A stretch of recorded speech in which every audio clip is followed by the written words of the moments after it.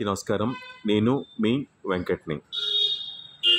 హైదరాబాద్లో ఉన్న అతి ముఖ్యమైన దేవాలయాల్లో ఈ దేవాలయం ఒకటి, శ్రీ విశిష్ట శనీశ్వర ఆలయం. ఈ దేవాలయం ఖైరతాబాద్లో ఉన్న మింట్ కాంపౌండ్లో ఉంది. మనకు శనీశ్వర ఆలయం షిరిడి దగ్గర శనిసింగనాపూర్లో ఉంది. ఆ తరువాత అలాంటి దేవాలయం హైదరాబాద్లోనే ఉంది. అది కూడా మన మింట్ కాంపౌండ్ ఖైరతాబాద్లో ఉంది. స్వామివారు శనీశ్వరుడు. ఎలాంటి శని దోషాలున్నా కూడా స్వామివారిని దర్శించిననే మన దోషాలన్నీ కూడా తొలగిపోతాయి.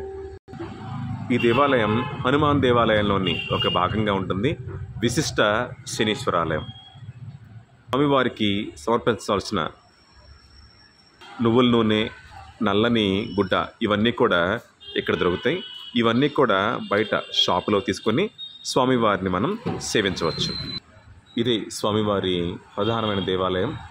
చెప్పినట్లు షిరిడీలోని శనిసింగనాపూర్ తర్వాత హైదరాబాద్లో ఉన్న దేవాలయం ఈ శనీశ్వర ఆలయం.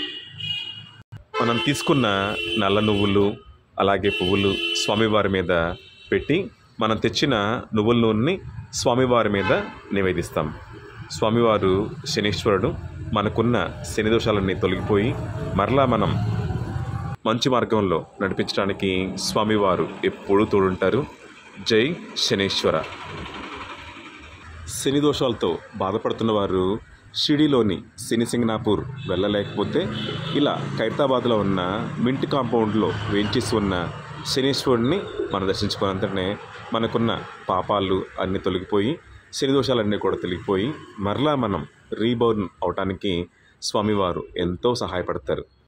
స్వామివారిని పూజించడానికి శనివారం మంచి రోజు. శనివారం శనీశ్వరుని పూజించడం వల్ల సకల దోషాలు కూడా తొలగిపోతాయని స్కాంద పురాణంలో రాసి ఉంది. మింట్ కాంపౌండ్లో వెంచేసి ఉన్న స్వామివారు తప్పకుండా దర్శించండి.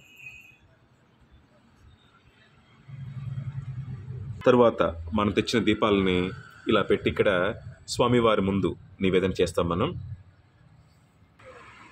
చక్కని దేవాలయం తప్పకుండా దర్శించండి. మన తెలంగాణలో ఉన్న శనీశ్వర ఆలయం ఇది ఒక్కటే.